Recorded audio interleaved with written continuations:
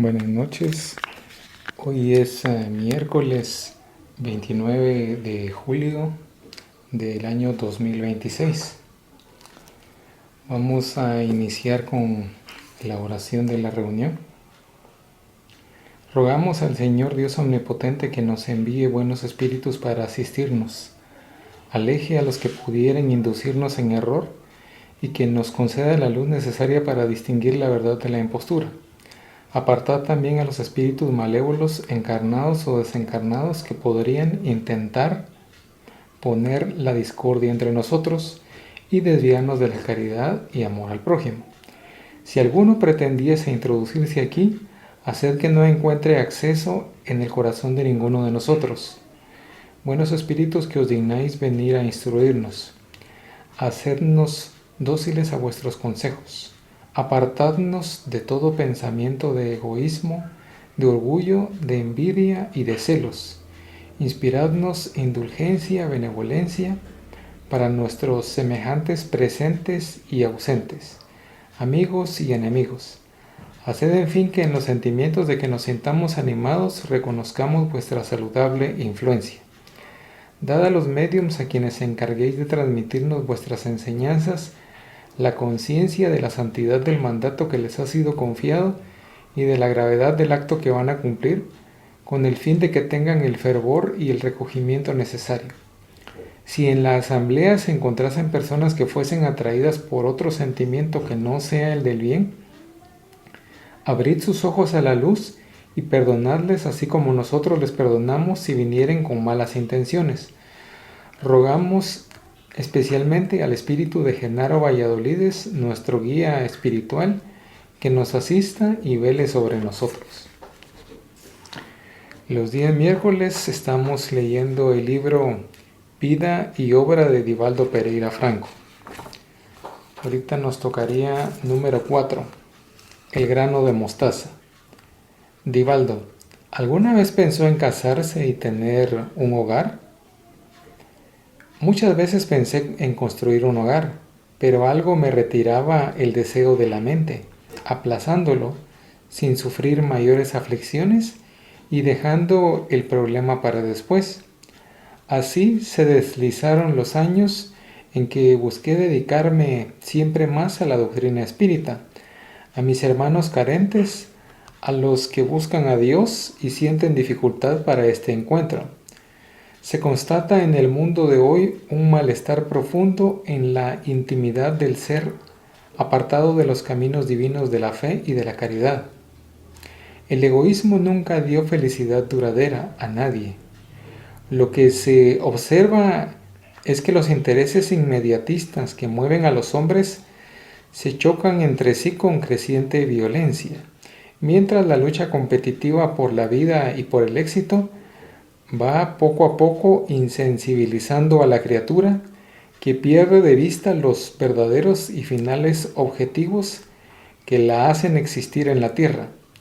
Es natural que no exista satisfacción plena y duradera en el torbellino de estos intereses inmediatistas, ya sean ellos riqueza, poder, casamiento, fama, belleza física.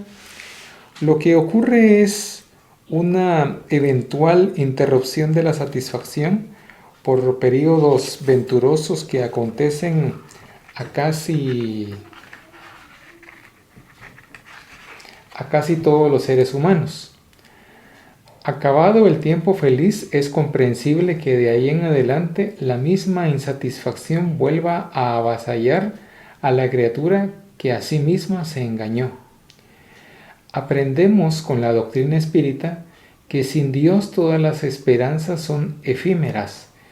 El mundo espiritual ha alertado y exhortado a la humanidad para que salga de la inercia en la que se detiene hasta hace tanto tiempo, a fin de acelerar el proceso evolutivo inexorable y justo.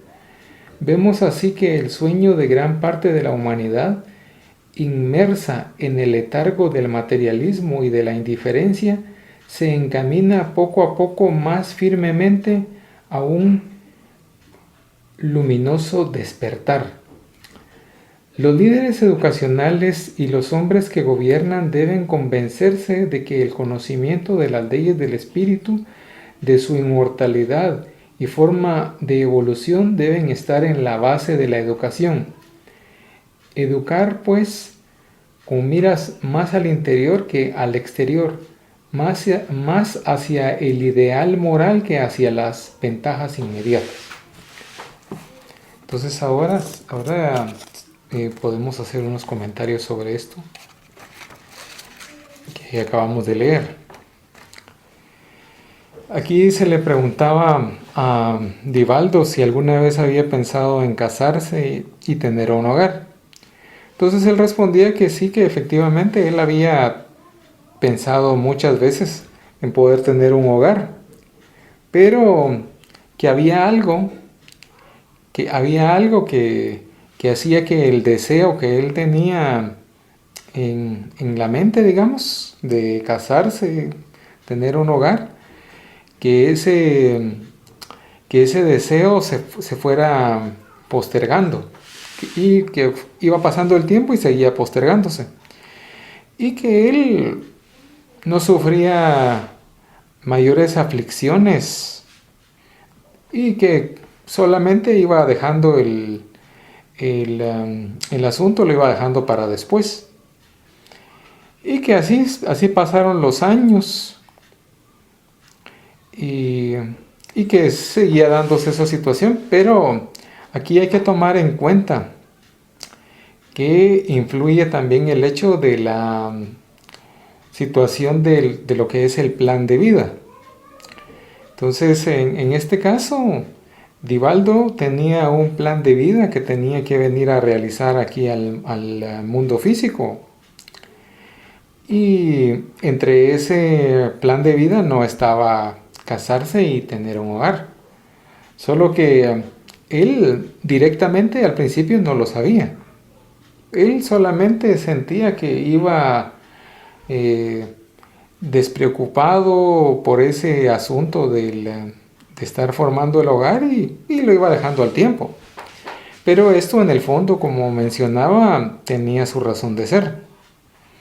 Entonces fueron pasando los años y cada vez se dedicaba más a la doctrina espírita, a los hermanos que tenían sufrimiento, que buscaban a Dios y sentían dificultades, que se les hacía difícil poder encontrar a Dios, por lo mismo de las limitaciones que muchas veces uno mismo se va provocando. Entonces, no quería decir esto que Dios que la situación de encontrar a Dios es una situación difícil, que no está al alcance de todos. Claro que está al alcance de todos. En este caso, lo que puede influir también es el hecho de que muchas veces ponemos barreras sin darnos cuenta. Entonces nosotros mismos podemos estar haciendo difícil ese encuentro que estamos buscando. Vamos a ver. También aquí se comentaba sobre que el mundo de hoy está en un malestar profundo en la intimidad del ser, apartado de los caminos de la fe y de la caridad, de esos caminos divinos. Efectivamente, porque se van poniendo como prioridad, se van poniendo cosas que son materiales, no cosas que son interiores, así de lo que tiene que ver con el espíritu. Y también aquí nos mencionaba que el egoísmo nunca dio felicidad duradera a nadie.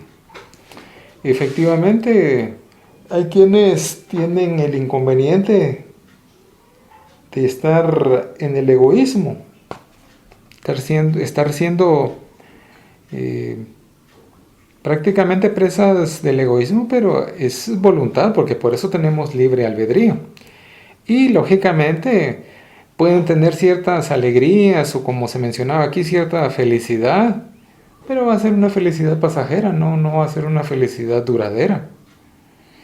Y por lo mismo de que los motivos egoístas no son unos motivos así que vayan a ser de mucho tiempo, sino que van a ser efímeros. En cambio, lo que es el interior, lo que es estar buscando lo espiritual, esto sí nos da felicidad duradera, porque vamos encontrando la verdad y también nos vamos encontrando a nosotros mismos, porque nos vamos conociendo. Entonces aquí también se mencionaba que lo que se veía era que los intereses así de querer las cosas rápido, pensando solo en egoísmo o materialismo, era lo que estaba moviendo a buena parte de la humanidad. Y por eso mismo se podían dar ciertas luchas que podían caer en algún tipo de violencia, no necesariamente violencia física, sino que puede ser violencia mental o violencia espiritual.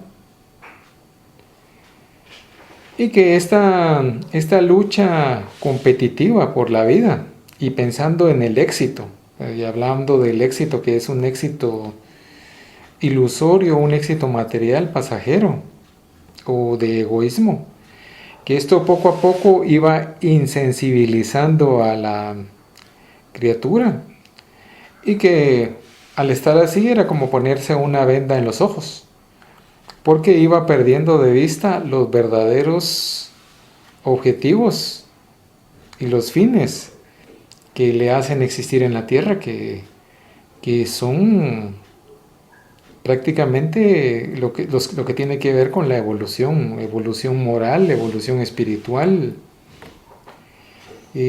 también evolución intelectual. Y aquí se mencionaba que era natural que no haya satisfacción plena. Al tener ese tipo de intereses egoístas, intereses pasajeros, no se puede encontrar una felicidad o una satisfacción que sea una satisfacción plena. Aquí mencionaba que muchas veces se piensa solamente en la riqueza, algo que sabemos que es pasajero y que Dios sabe a quién le va a corresponder, y a quien le corresponda la riqueza tiene una gran responsabilidad, porque esa riqueza es como un bien que se le está dando a quien la tiene para que la administre como debe ser en beneficio del prójimo. Y muchas veces eso no es así, sino que quien posee la riqueza se puede enceguecer, sea por el egoísmo, por ejemplo, por el orgullo. Entonces puede tener el inconveniente de que salgan a flote sus instintos negativos. Entonces aquí también se mencionaba que entre estos intereses inmediatistas también está el poder. Lo podemos ver, por ejemplo, en la política. Hay quienes están en la política porque quieren tener el poder, pero muchos lo quieren para su beneficio propio, solamente para un beneficio personal. Sin embargo, tenemos ejemplos, aunque sean ejemplos escasos, pero los tenemos, de políticos que efectivamente han querido llegar al poder, han querido tener el poder, pero no por intereses egoístas, sino que ha sido que han querido ayudar al prójimo. Entonces ahí es donde tenemos que tomar ejemplo. Y aquí también mencionaba casamiento. Sí, hay, digamos, quienes tienen esa mentalidad de que su mayor realización es el casamiento. Y los seres humanos no somos perfectos. Tenemos nuestras debilidades, también en el sentido de que puede ser que ahorita se conozca una pareja, pero solamente están permitiendo que se vea lo mejor de cada quien. No es que haya que tratar mal al prójimo, sino que hay que ser auténtico, hay que ser honesto, hay que ser sincero, porque en el fondo el casamiento vendría siendo una situación que, manejada bien como debe ser, es una institución donde se busca proteger y ser protegido. Tienen que complementarse. Eso es lo ideal. Y las dificultades o las malas inclinaciones que tenga uno en la pareja, el otro le va a ayudar a ir limándolas o a ir manejándolas para no seguir cayendo en las malas inclinaciones. Y digamos que en esta pareja, la otra parte de la pareja también tiene malas inclinaciones, que el otro no las tiene, sino que tiene virtudes que se complementan y que ahí le puede ir ayudando a salir de ciertas dificultades evolutivas o kármicas que puedan tener también. Así debería de ser el matrimonio. Y de hecho así es como se ha pensado o se ha mencionado en varias oportunidades, que el objetivo es proteger y ser protegido. O sea, ayudarse mutuamente y apoyarse. Entonces también aquí se mencionaba la fama.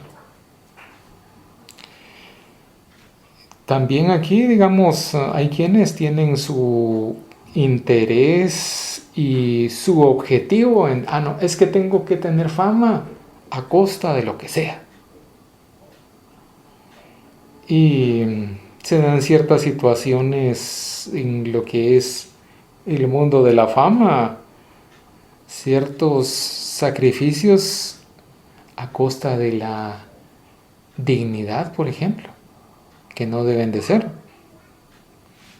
Porque también solamente se está buscando un interés inmediato, una satisfacción egoísta que va a ser pasajera.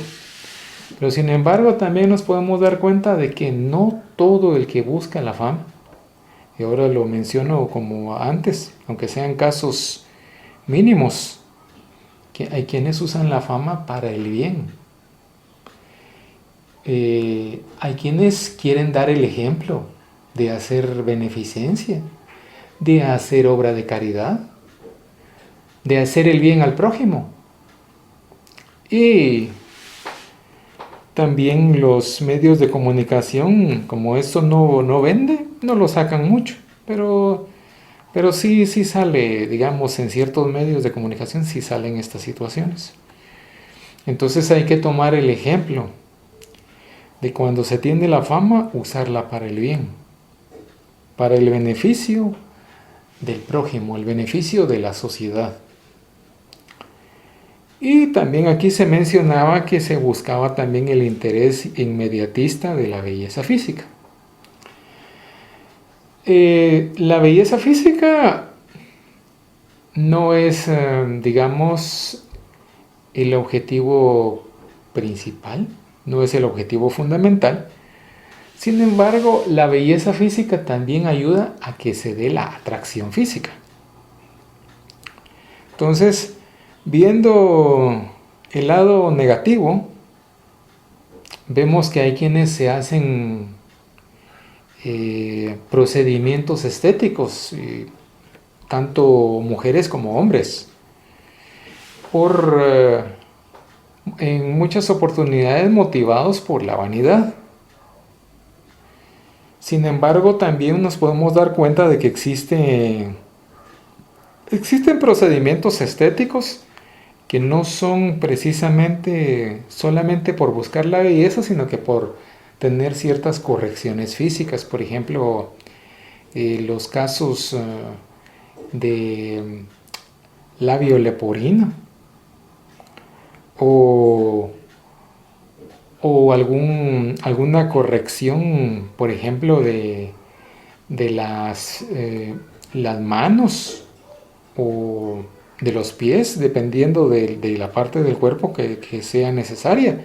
Que en este caso, aparte de que se hace un procedimiento estético en el que se va a ver mejor el labio, en el caso del labio leporino, o las manos cuando hay algún inconveniente, o los pies, aparte de que se va a dar la belleza física con estos procedimientos, se está dando la corrección física.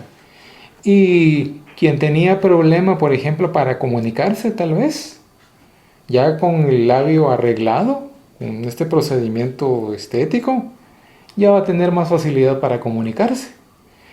Quien ha tenido problemas para maniobrar las manos o los pies, con estos procedimientos estéticos, así como se va a ver mejor la apariencia de sus pies o sus manos, va a tener también más facilidad de movimiento.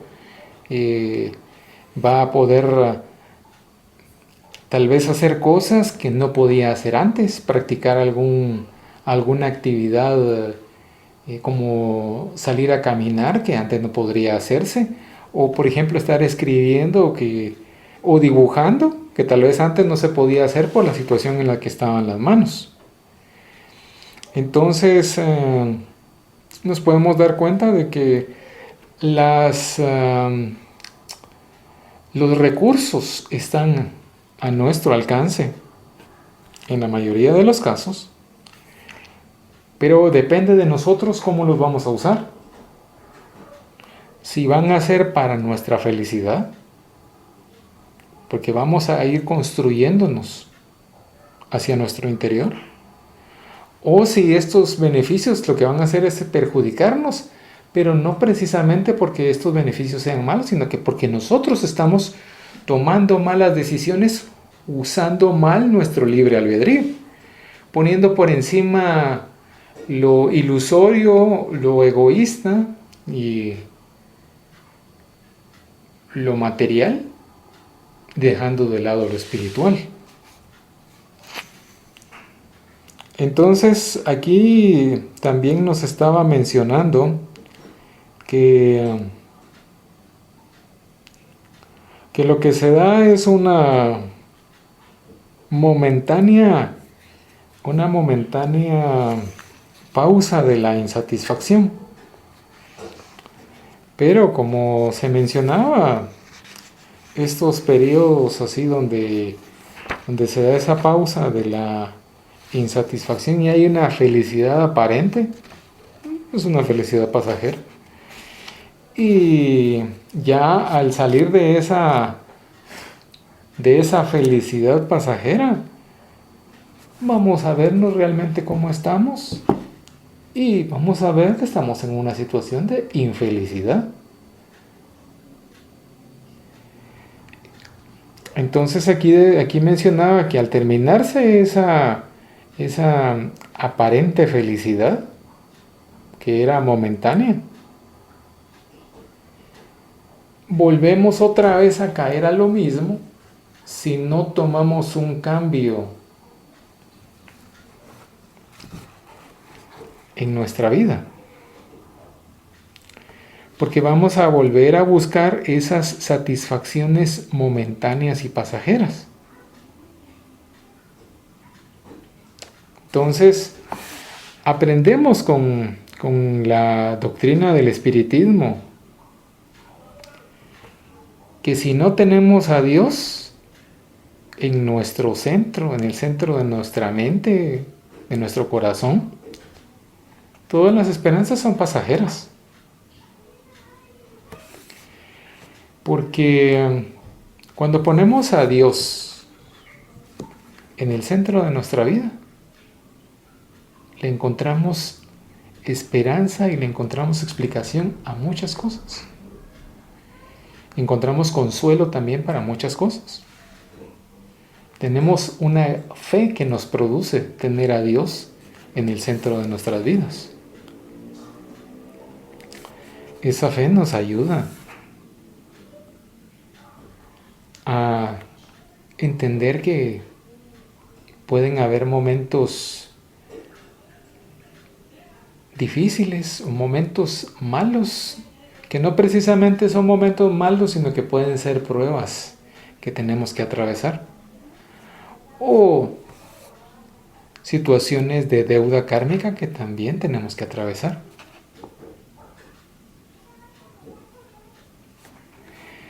Aquí también se mencionaba que el mundo espiritual alerta y ha alertado y ha estado exhortando también a la humanidad para que salga de ese letargo en el que se ha mantenido, para que así se acelere el proceso evolutivo y de esa manera también se acelera la felicidad, porque al darnos cuenta que estamos en el camino correcto, adecuado, que no nos estamos dejando llevar por lo material pasajero, hay una gran esperanza. Sabemos que nuestro camino es hacia la evolución y en este caso las dificultades que se van dando en el camino las vamos tomando de diferente forma, como una grada o un peldaño más en el camino. Claro que esto en la teoría es muy diferente a la práctica. Claro que en la práctica muchas veces nos podemos sentir agobiados, efectivamente. Por eso es que estamos en un proceso evolutivo, por eso es que estamos en un proceso de irnos, de ir perfeccionando, cada vez quitándonos más cosas que nos van perjudicando y que se queden solo las cosas que nos ayudan, los buenos sentimientos. Entonces esto también es una situación de perseverancia y de que si caemos hay que levantarse otra vez. Como se mencionaba en alguna oportunidad, si alguien se cae, ¿qué tiene que hacer? Pues, levantarse, no le queda de otra más que levantarse y seguir hacia adelante. Entonces aquí también se mencionaba que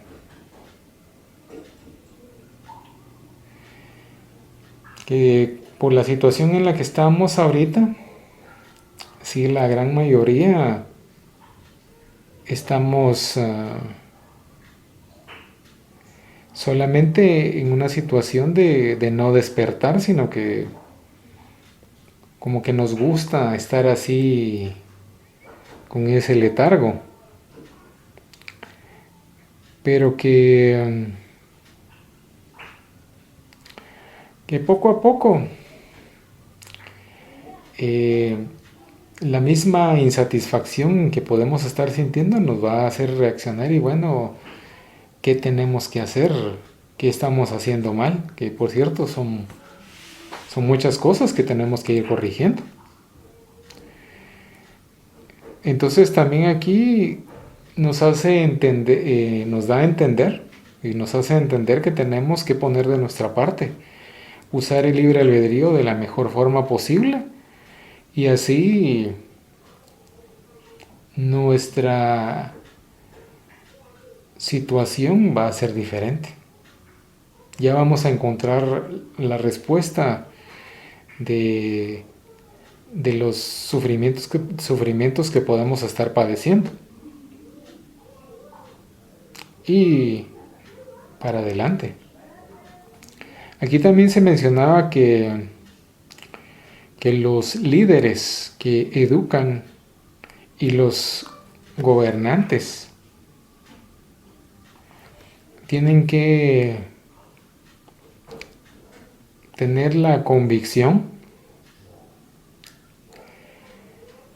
de que el conocimiento que nos va a ayudar principalmente, o sea, a estar mejor como seres individuales, como seres humanos, es el conocimiento de la inmortalidad, de las leyes del espíritu y de la forma de la evolución. Ya con esa manera de educación, ya tendríamos una buena base moral. Y ya con una buena base moral, ya es más difícil estar cometiendo equivocaciones que perjudiquen a los demás, como ser egoísta, por ejemplo. Ya con una buena base de moral es difícil caer en esas situaciones.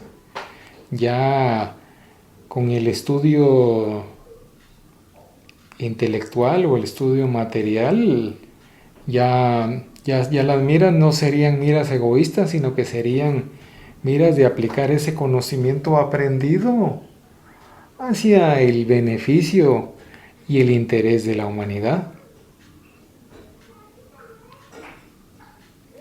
Entonces aquí se mencionaba que de esta forma, educando con miras hacia el interior, o sea, nuestro ser interno, más que al exterior, porque el exterior tampoco hay que dejarlo de lado, que estamos hablando de lo que son los estudios materiales o intelectuales.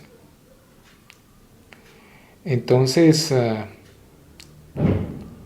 de esa forma ya se estaría acercando al ideal moral, que sería de las ventajas inmediatas. Sí, aquí lo podemos ver, por ejemplo, en alguien que tiene buena moral y tiene conocimiento de alguna ciencia o de algún estudio, de algún conocimiento académico, no va a estar haciendo daño, sino que va a buscar el beneficio y el interés del prójimo. Medicina, por ejemplo, un médico que tiene una buena base moral va a buscar que se curen sus pacientes. No va a estar buscando sacar beneficio del sufrimiento, sino que va a querer aliviar ese sufrimiento.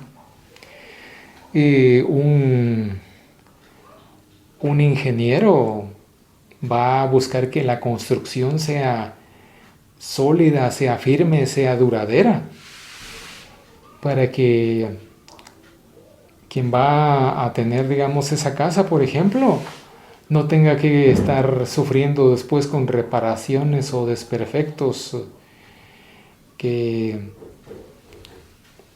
se podrían estar evitando.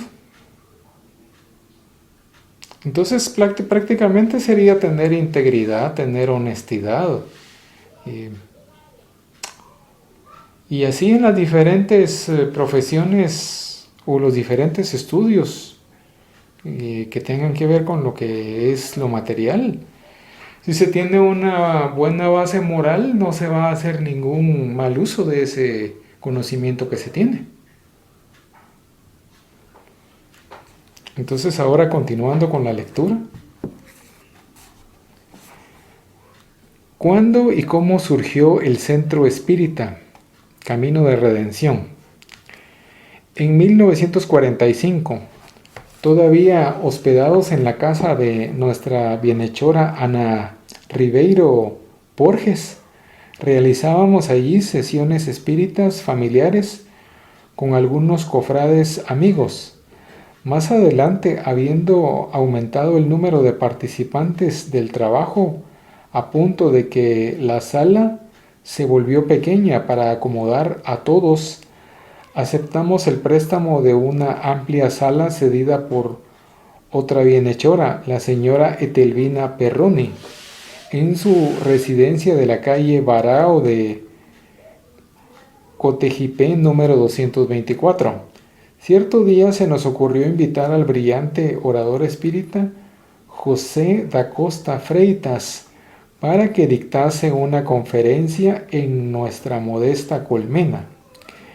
En un gesto de humildad, Costa Freitas aceptó, nos entusiasmó a todos con el vigor de su verbo evangélico y al final nos sugirió la denominación de Centro Espírita Camino de Redención, incentivándonos a que ampliásemos el núcleo de trabajo. Era el día 7 de septiembre de 1947, que consideramos su día de fundación. Fue lanzado a la tierra el grano de mostaza. Aquí también podemos hacer otro comentario. Aquí, digamos, se nos menciona que el centro espírita se dio y surgió por las buenas intenciones y los buenos deseos, las buenas ideas y la voluntad de quererlas poner en práctica. Y aquí al final se mencionaba que había sido lanzado a la tierra el grano de mostaza.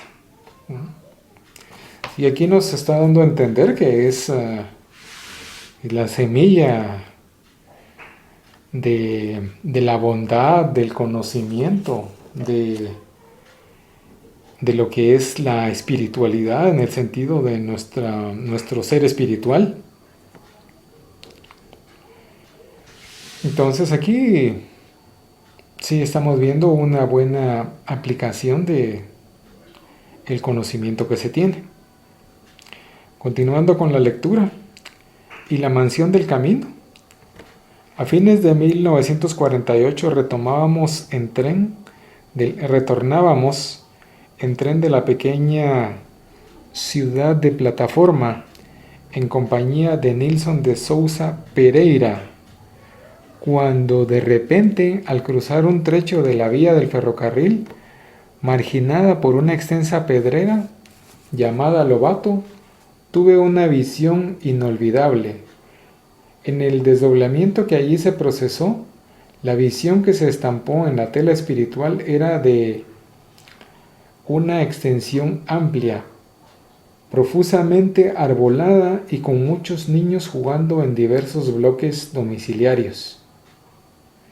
Un señor canoso de edad cuidaba atento de aquellas criaturas. Súbitamente percibí que las maneras, el rostro, el aspecto de aquel señor de cabellos plateados eran mis propias facciones ya envejecidas. La sorpresa fue enorme en razón de lo inusitado del fenómeno. Aún no restablecido de la impresión, una voz que claramente se hizo oír dijo: «Esta es la tarea que debes ejecutar. Si te satisface, debes dedicarte al trabajo recuperador junto a los corazones infantiles para atender al gran número de necesitados, contribuyendo de alguna forma a la edificación de un mundo mejor y más feliz». Entonces aquí nos está comentando, se nos está comentando sobre cómo fue lo de la mansión del camino. Entonces aquí mencionaba Divaldo que estaban en un tren y estaba acompañado de Nilson de Sousa Pereira,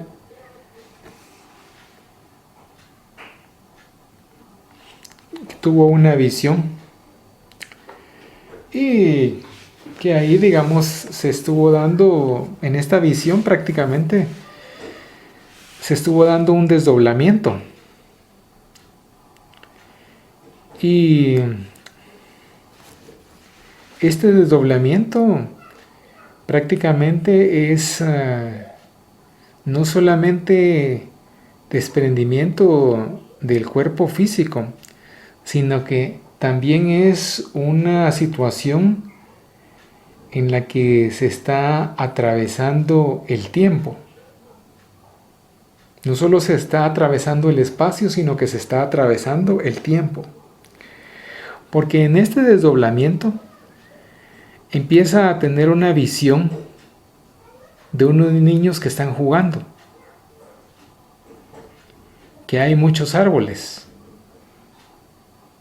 Esto nos está dando la imagen de un orfanatorio y que un señor canoso, mayor, estaba cuidando y estaba pendiente de estos niños. Y de repente se da cuenta Divaldo que al ver las formas, la cara y el aspecto del señor con el cabello canoso, eran las propias facciones de Divaldo, solo que ya envejecido. Esto es una belleza de revelación. Le va indicando que va por el buen camino. Y lógicamente él se sorprendió mucho. Y fue una sorpresa muy agradable, que lógicamente también era de mucha impresión. Y escuchó la voz de alguien que le decía que esta es la tarea que debe ejecutar y que si le gusta, si le llena, que tiene que dedicarse al trabajo de estar recuperando a los corazones infantiles para ayudar a una gran cantidad de necesitados y que de esa manera estaba contribuyendo a la creación de un mundo mejor y más feliz. Y efectivamente, estos niños huérfanos, al estar en el cuidado y la protección de Divaldo, no solo iban a tener alimentación, iban a tener lo material, iban a tener la educación, sino que también iban a tener el pan espiritual, iban a tener la guía para no desviarse del camino correcto. Entonces, por eso aquí se mencionaba lo de que estaría él contribuyendo a un mundo de edificación más feliz y un mundo mejor. Continuando con la lectura. Desaparecida la visión y cesada la voz, volvimos a la normalidad, pero con el acontecimiento grabado intensamente en la memoria. Narramos a nuestro compañero Nilson lo ocurrido y días después, la tercera semana de enero de 1949, en una sesión mediúmnica, una venerable entidad nos incorporó abordando el tema de la tarea a ser ejecutada junto al menor necesitado. El pequeño grupo de compañeros presente en la reunión se adhirió de manera receptiva al nuevo plan de trabajo, por una inspiración de la misma entidad que nos incorporaba. Fue sugerida la denominación Mansión del Camino, en homenaje de veneración a los trabajadores de la primera hora cristiana en el mundo, particularmente al discípulo Simón Pedro, que mantenía en Jope, camino a Jerusalén, la casa del camino. Se adquirió entonces una casa amplia de 3 pisos en la calle de Barao de Cotegipe, 124, Salvador, donde comenzamos a recibir en adopción a los primeros niños necesitados. Aquí nos podemos dar cuenta cómo lo que se va planificando desde el mundo espiritual, en este caso, se va realizando. Porque aquí mencionaba que cuando ya desapareció la voz y la visión que había tenido, ya regresando a la normalidad, y el acontecimiento quedó muy grabado en su memoria. Y lógicamente era porque había que realizar esta misión, había que realizarla, porque ya se había planificado, ya era un compromiso que se había adquirido desde el mundo espiritual. Y a través de esta misión se iba a lograr ayudar, dar consuelo, dar aliento. Entonces, que ya en una sesión mediúmnica, al poco tiempo, casi menos de un mes, entonces la entidad que se manifestó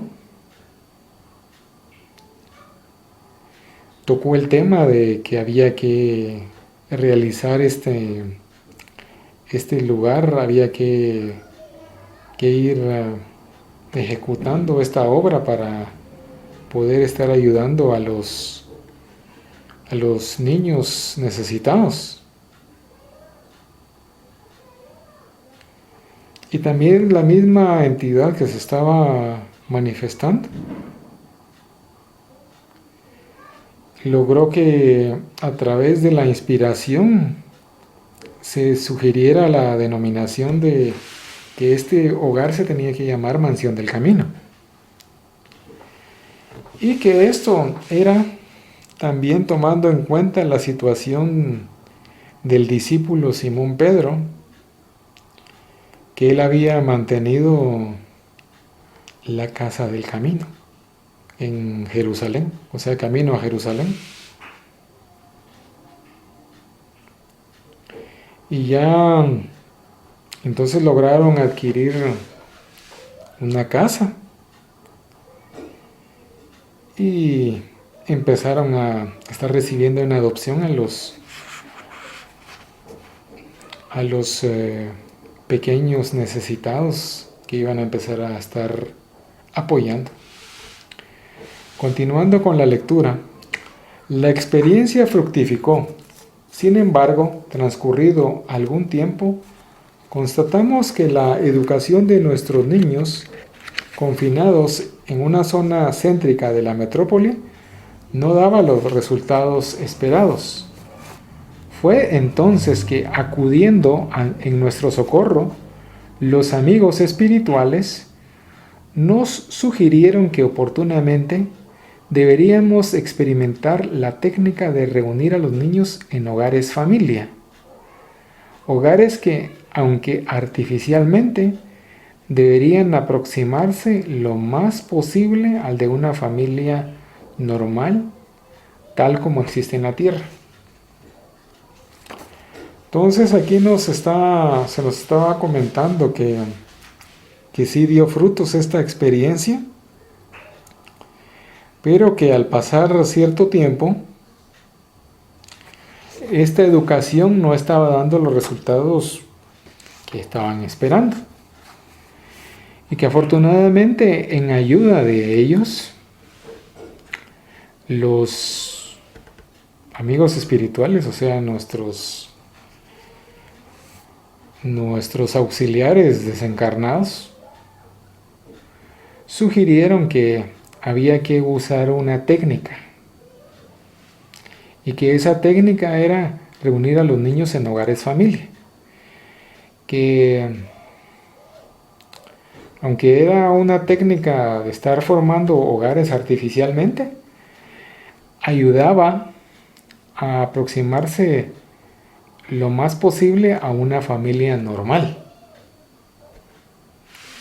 Buen sistema, porque se les está enseñando que tienen que aprender a vivir en familia. No solamente se les está dando,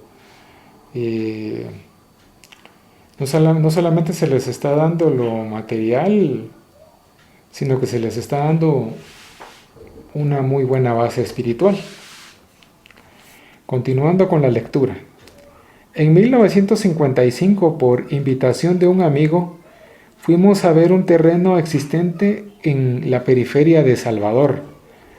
Al llegar al local, emerge nítida en nuestra tela mental la misma visión que registramos en el singular viaje de tren de 1948.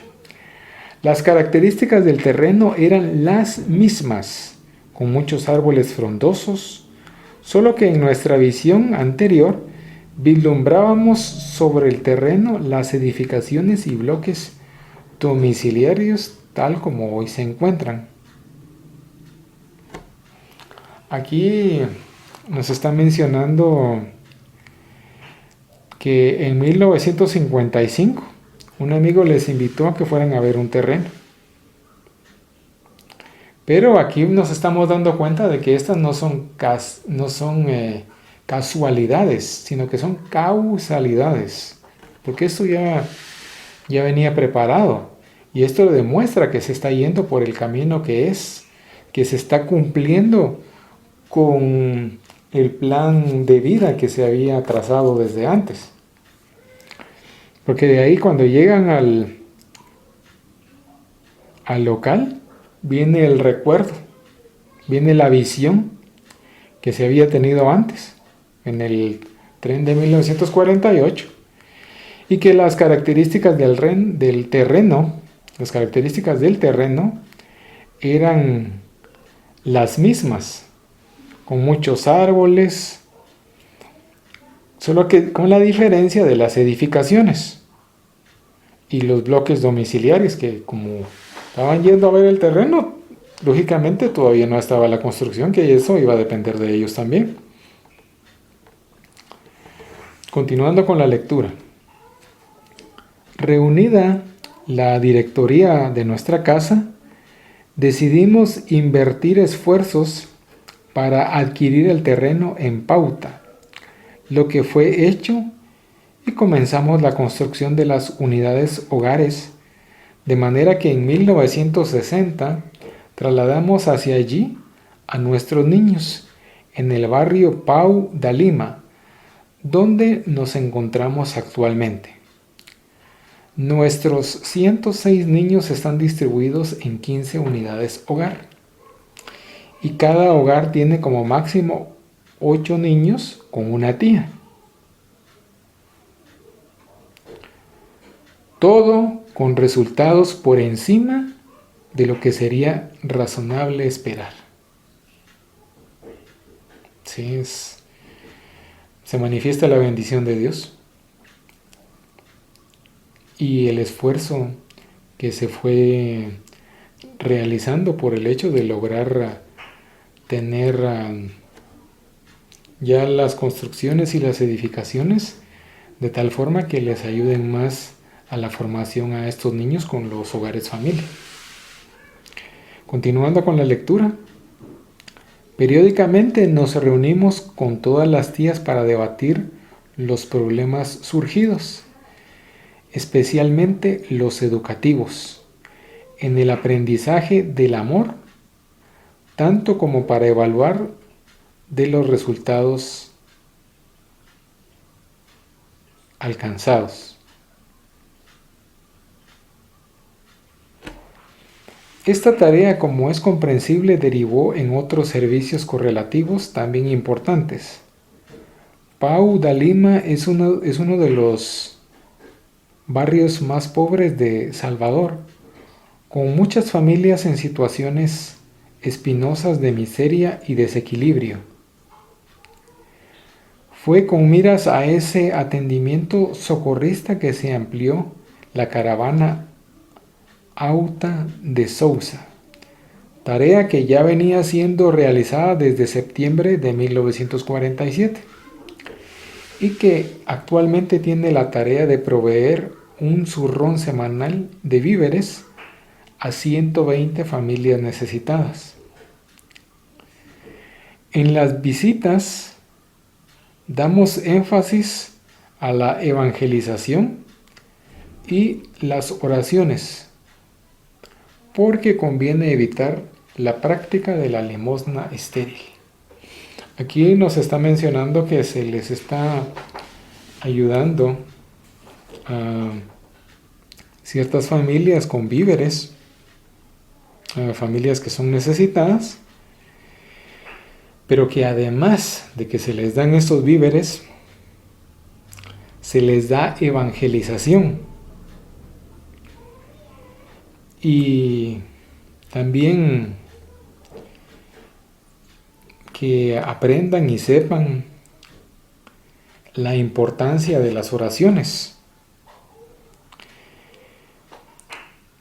porque de esa forma se está evitando que solo sea una limosna que no esté dando un fruto. En este caso, hablando del fruto interior, el fruto interno, en el sentido de la evangelización y de la importancia de las oraciones. Lógicamente es importante la entrega de los víveres, porque primero tiene que estar satisfecha la necesidad de hambre. Ya satisfecha esa necesidad, ya se puede poner atención, así como en los estudios materiales de lo que tiene que ver también con lo académico o lo técnico, también en los estudios espirituales. Ya satisfecha esa necesidad de hambre, ya hay una mejor concentración y no está la mente en otro lado pensando en qué ponerle al estómago. Entonces eso tiene mucho sentido. Continuando con la lectura, así es que mantenemos en la mansión del camino consultorio de atendimiento clínico, odontológico, ginecológico, preventivo y sala de primeros auxilios, con la misma finalidad de asistencia, gracias al convenio mantenido con la Prefectura de Salvador y el Gobierno del Estado. Respectivamente, tenemos 400 niños en la escuela Allan Kardec y 420 en la escuela Jesús Cristo. Ya en el Centro Espírita Camino de Redención, dada la cooperación espontánea y gratuita de médicos salvadoreños, son asistidas las personas necesitadas que nos procuran con provisión de medicamentos. Aquí está una situación que se da, que menciona